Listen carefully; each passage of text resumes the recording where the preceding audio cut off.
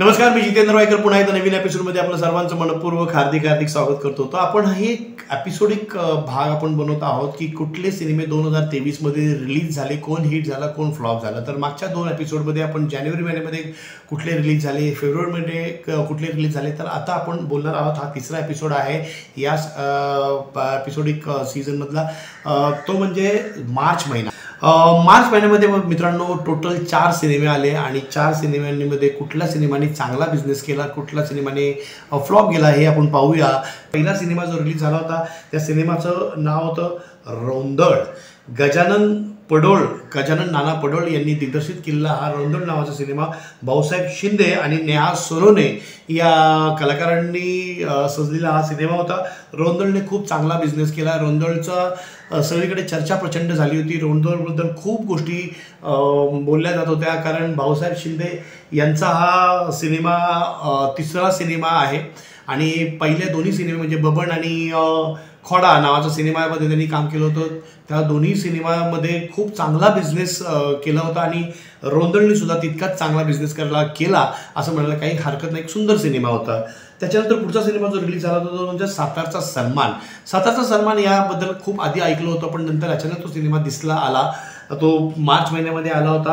हेमंत ढोमे यांनी दिग्दर्शित केलेला हा सिनेमा होता. हेमंत ढोमे यांचे सगळे सिनेमे सुपर डुपर हिट आहेत, पण त्यापैकी हेमंत ढोमेचा हा सिनेमा फारसा बिझनेस केला नाही असं म्हणायला काही हरकत नाहीये. सुयोग गोऱ्हे, सायली संजू, शिवानी सुर्वे, अक्षय टांगसाळे आणि मकरंद देशपांडे नावासारख्या दिग्गज कलाकारांचा हा सिनेमा होता. पण यावेळेस सातारचा सन्मान फेल झाला असं म्हणायला हरकत नाहीये.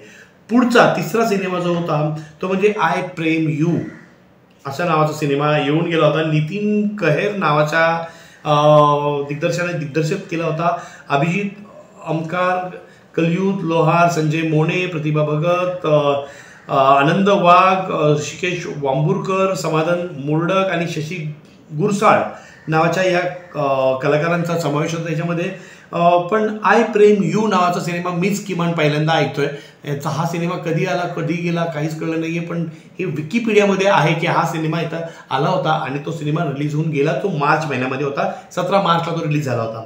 त्याच्यानंतर 22 मार्चला एक सुंदर विषय घेऊन एक सिनेमा आला होता. फुलराणी नावाचा सिनेमा होता.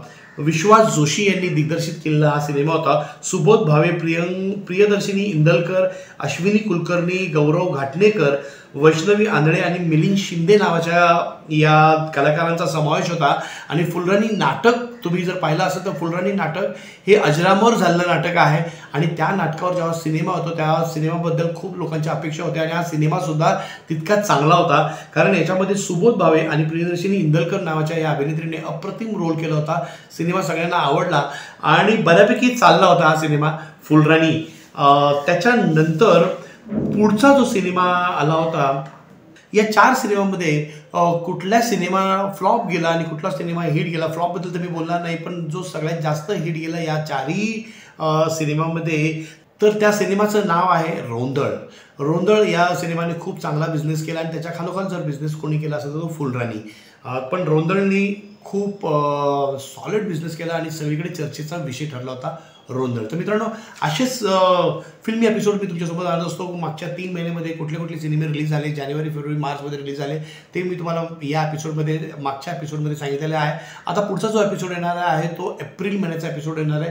एप्रिल महिन्यामध्ये कुठले सिनेमे रिलीज झालेत आणि कोण हिट झाला, कोण फ्लॉप झाला हे तुम्हाला पाहिजे असेल तर प्लीज आमच्या या चॅनलला लाईक करा, सबस्क्राईब करा आणि कमेंट करा. Bye bye.